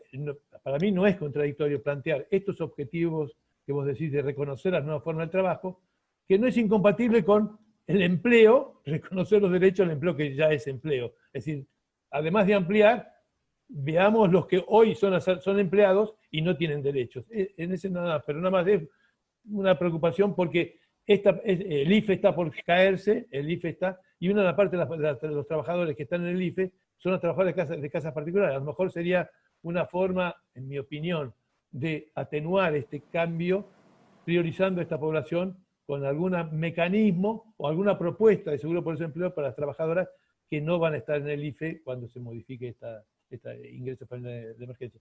Nada más. Y perdón por bajar a una cosa muy concreta. No. Está perfecto. Gracias, Luis. Yo voy a hacer una pregunta que dejaron acá en el chat y luego le voy a dar la palabra nuevamente a Corina y a Alex y ya deberíamos ir cerrando porque estamos cerca de las 2 horas de actividad. Andrés Paoloni dejó planteada una pregunta en el chat donde dice si los ponentes podrían dar una primera y genérica impresión acerca del diálogo e intenciones entre los actores sociales insertos en el ámbito del empleo y los insertos en el ámbito del trabajo. ¿Las centrales sindicales han renunciado a tender puentes al respecto o hay experiencias satisfactorias al respecto? Bueno, Corina, te doy primero la palabra y luego Alex. Bueno, empiezo por esta última. No lo sé. Lo que puedo es traer la experiencia del diálogo entre sectores sindicales y la mirada feminista en torno al trabajo de cuidado, y ese diálogo se da a la fuerza por el empuje de las compañeras sindicalistas feministas. Creo que justamente el espacio sindicalista, sobre todo el sindicalismo tradicional, adolece de cierto, por decirlo suavemente, sesgos machistas que han hecho la incorporación de estos temas en la agenda sindical muy trabajoso, ¿no? Y si hay algo de este diálogo sucediendo, yo creo que se debe fundamentalmente al empuje de las compañeras feministas que están dentro de los sindicatos. Le agradezco a Horacio Martínez su comentario sobre este proceso y este reconocimiento. Y tomo una pregunta que había hecho Héctor Palomino en el chat respecto de las cuentas nacionales y cómo deberían adaptarse de las cuentas nacionales o qué cambios serían necesarios en ese andamiaje estadístico para incorporar estas dimensiones del trabajo, y la vinculo con algo que decía Noemí, ¿no?, sobre esta valorización de segunda categoría. Sobre las cuentas nacionales, justamente como las cuentas nacionales están armadas desde la lógica del valor de mercado, la manera de unir estos mundos es valorizando monetariamente con la propia lógica del mercado el trabajo de cuidado. Y este ejercicio que se hizo en Argentina, que yo les comenté, tiene esa lógica, y por eso yo decía, podemos discutirlo, porque justamente creo que debemos discutirlo. Yo creo que ese tipo de estrategias, traer lo no mercantil, lo que se maneja con otra lógica, a la lógica mercantil, tiene el sentido de visibilizar, de mostrar, de denunciar, pero no pretende equiparar. Y en este sentido, y lo vinculo con lo que decía Noemí, que es algo con lo que yo coincido, ¿no? Yo tengo la sensación de que hay una tensión permanente entre el reconocimiento de estas otras formas de trabajo, el reconocimiento y el otorgamiento de protecciones hacia estas otras formas de trabajo, porque se parte siempre de la lógica asalariada como la lógica predominante, y hay, me parece, una tensión entre reconocer sin equiparar. Me parece que todavía nos cuesta romper ese molde y pensar otras formas de reconocimiento, de remuneración, de organización, de protección, que no sigan la lógica propia de las relaciones asalariadas.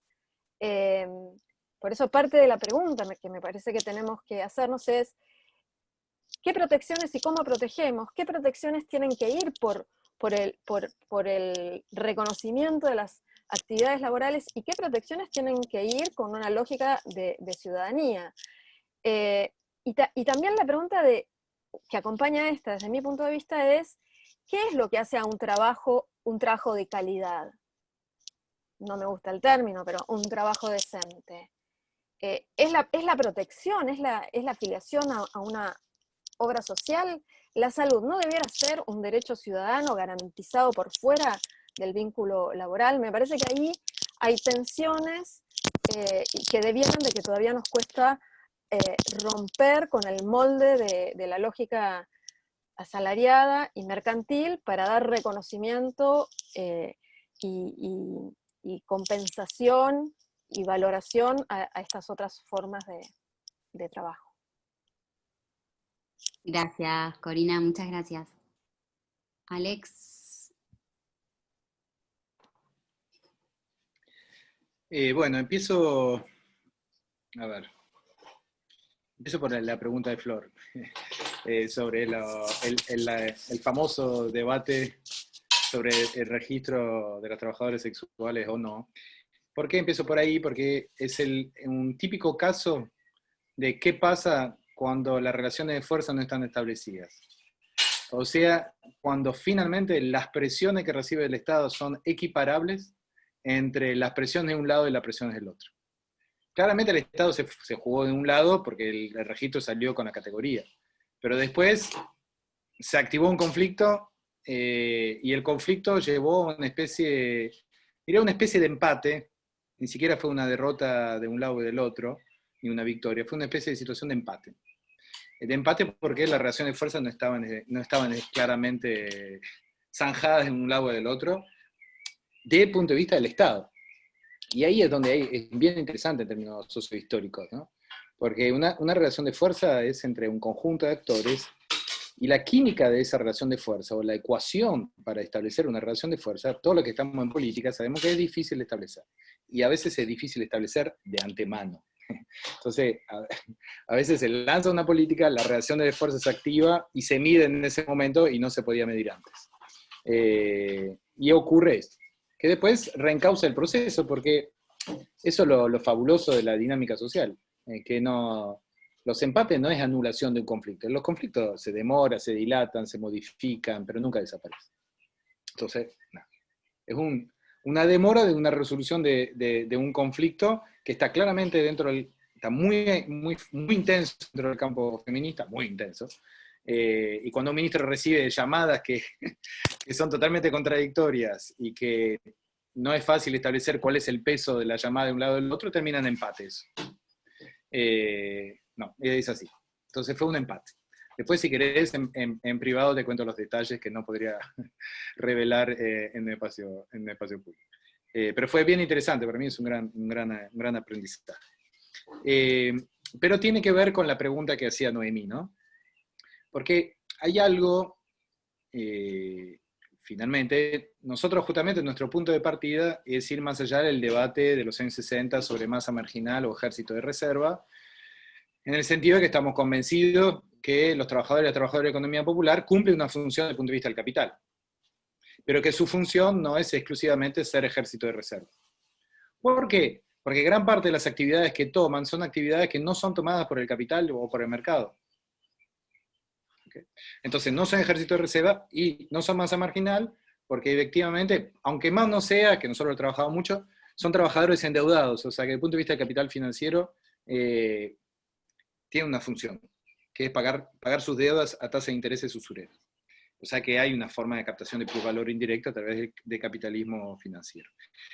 Pero ¿por qué digo eso? Porque finalmente cualquier salario, cualquier dispositivo salarial o cualquier dispositivo jurídico implica una relación de fuerzas. Entonces, si los trabajadores de la economía popular desgraciadamente tienen los ingresos que tienen, es porque su relación de fuerza todavía no les permite tener otros ingresos. Obviamente que todos los trabajadores de la economía popular quisieran tener todos los sistemas de protección que tiene el trabajador en relación de dependencia. ¿Por qué no lo tiene? Porque la relación de fuerza no se lo permite.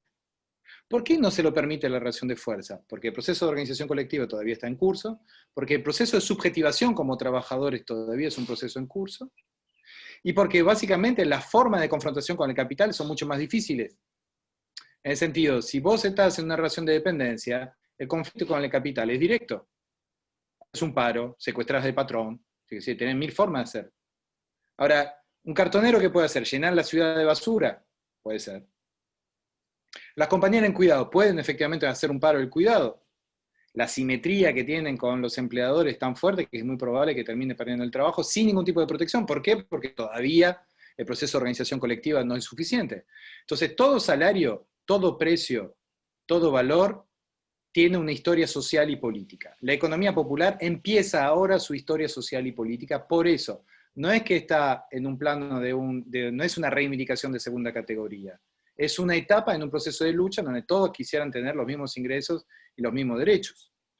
Y en ese sentido, en relación al comentario de Luis, que yo con nosotros, digo, ni siquiera yo, ahí hablo en términos de organización, ahora me pongo una gorra política.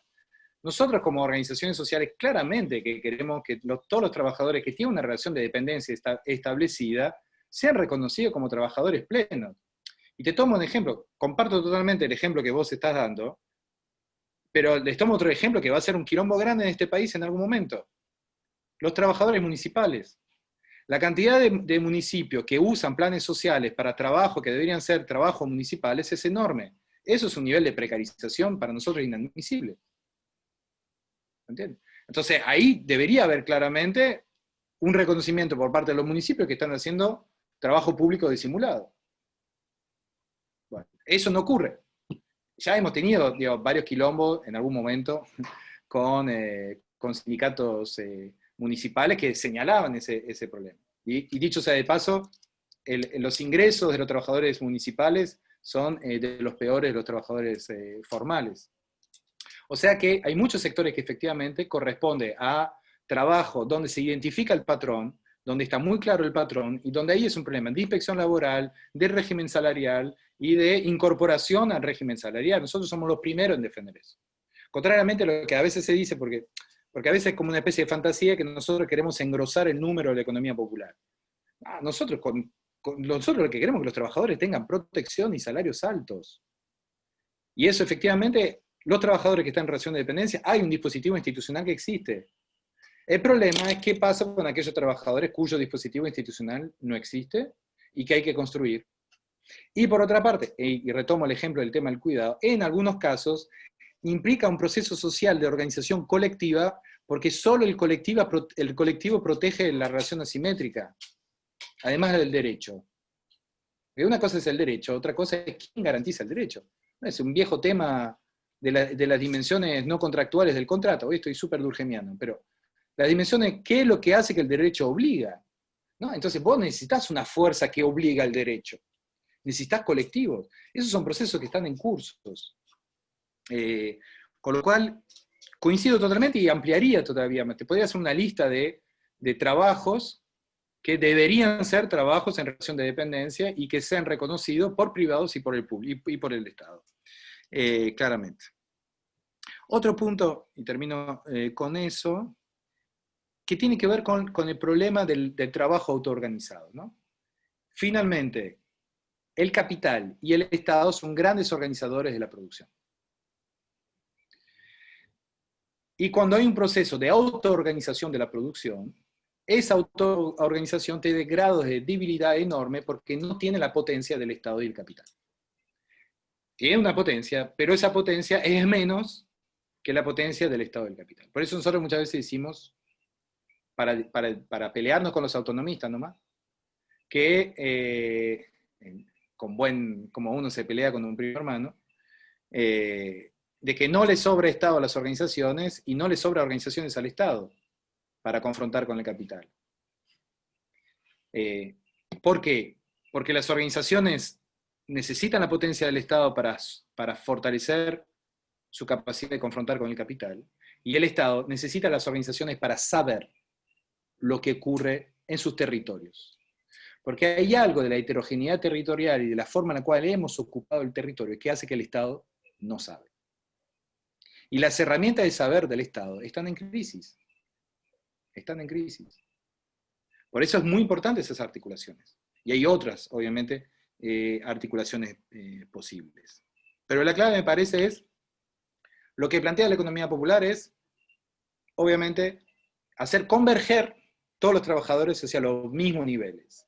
Entonces, de manera concreta, ¿qué significa? Para retomar la pregunta de Noemí, perdón, y termino con eso. Esa nueva institucionalidad. Hay mucho de esa nueva institucionalidad que está en proceso, que tiene que ver también con las relaciones de fuerza que uno tiene para poder transformarla o no. Uno podría decir, como sugiere Corina, que tengamos un sistema de salud universal, que no esté mediatizado por la organización del trabajo. Sería un camino. No hay una relación de fuerza para ir en ese camino.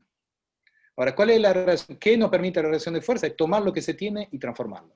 ¿Qué es lo que tenemos en la economía popular para la salud? 4.000 millones de pesos, que es lo que aporta el Estado al monotributo social. Eso es lo que hoy en día hay para la salud en la economía popular. Se trató de hacer una obra social que se llama Senderos y da servicio a 40.000 personas. Sobre los 5 millones de trabajadores y trabajadoras de la economía popular, entienden que no, por ahí no funciona, y por la dimensión de la economía popular no camina. Con lo cual estamos viendo más bien un modelo de tipo PAMI, es decir, Instituto de Salud para un sector amplio de la población, y esa es una línea que estamos trabajando desde el punto de vista de la salud.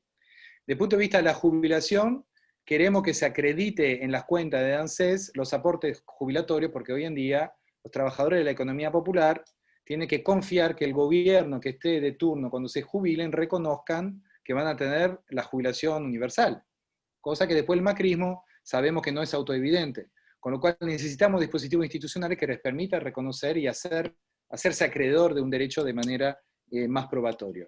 Estamos armando una RT para trabajadores de la economía popular, que implica también un dispositivo complejo. Me dice, la RT es un sistema muy criticable, pero es lo que hay. O sea, y ahí hay algo de la transformación institucional que tiene que ver con, en función de la relación de fuerza que uno tiene, transformar las institucionalidades que podemos transformar. Lo mismo pasa con los planes sociales. La gente dice, los movimientos sociales piden planes sociales, pero si es lo único que se pone sobre la mesa para pelear, poner otra cosa sobre la mesa para pelear, y las organizaciones sociales pelearán otra cosa. Las organizaciones sociales no quieren planes sociales. Eso muchas veces Emilio Pérsico lo dice y no lo entiende, ¿no? Porque dice, pero ¿cómo vas a decir que no querés planes sociales si sos el primero en pedir los planes sociales? A lo cual Emilio contesta en general, y nosotros peleamos los planes sociales porque es lo único que tenemos para pelear. Dame otra cosa para pelear, dame salario, dame empleo. Dame empleo, y lo estoy diciendo, no es un lapsus de mi parte. Danos empleo. No hay problema, pero no lo da, entonces se organiza de otra forma, ¿se entiende? O sea, ahí hay algo de la forma de qué es lo que se pone sobre la mesa para debatir y para discutir, cuál es el eje material de la disputa. Y eso es fundamental. Entonces, ¿qué ha hecho el capital cuando organizó el Fordismo, digamos? Puso en el centro de la disputa el salario. Bueno, eso. Entonces los trabajadores que hacen disputa de salario y derechos. Hoy en día las organizaciones sociales no tienen sobre la mesa un salario.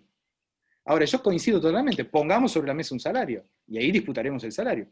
Lo mismo pasa con el ingreso universal. Si mañana se propone que haya un ingreso universal de 50.000 o 70.000 pesos, voto por el ingreso universal, obviamente, porque ya estaríamos muy cercanos en un socialismo.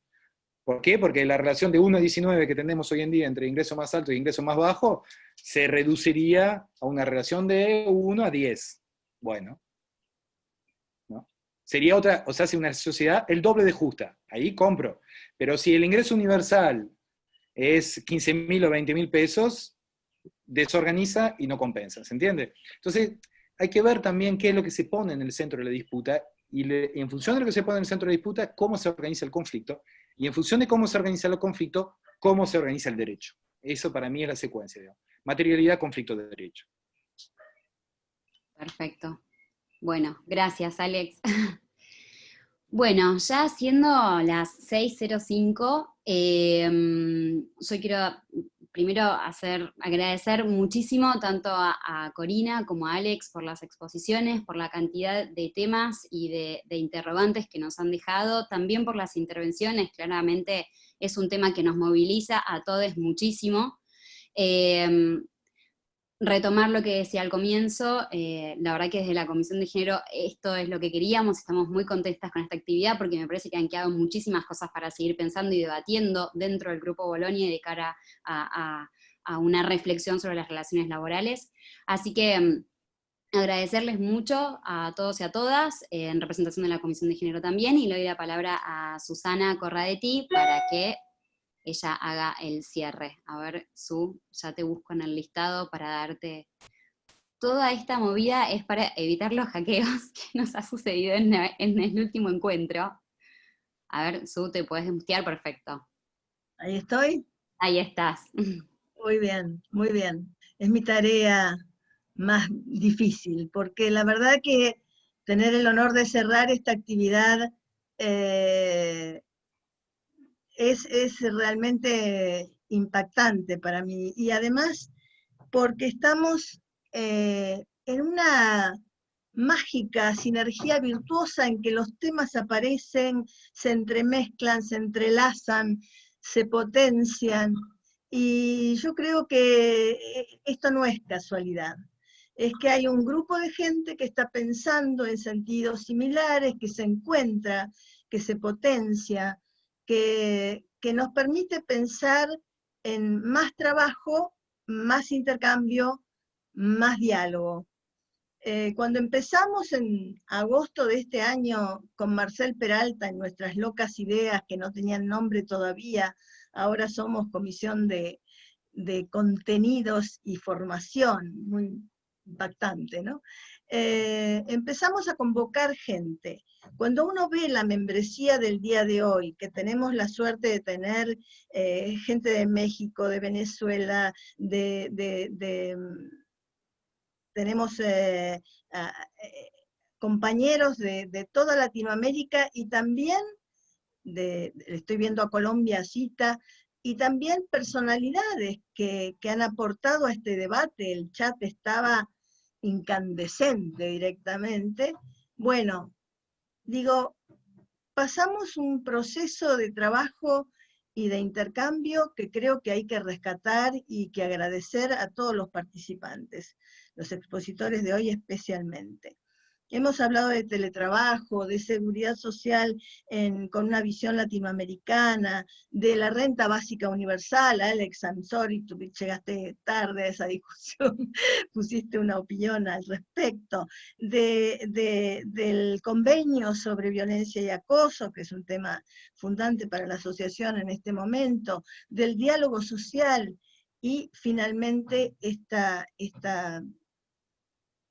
pregunta general sobre cuál es el trabajo que queremos. Y me parece que hemos hecho un camino, y un camino que no se acaba aquí, por suerte. Nosotros vamos a hacer llegar las minutas de las distintas reuniones, vamos a tratar de hacer una publicación sobre esto, y me parece muy importante que el aporte de la Comisión de Género nos permita cerrar de alguna manera este recorrido, con miras a no cerrarlo definitivamente, sino que sea una apertura para el año que viene también, y que nos permita sentir que la asociación está caminando por una senda importante de reflexión y también de compañerismo, en el que empezamos a encontrar puntos en común para darle forma a los grandes temas que se nos vienen, con la pandemia y a pesar de la pandemia.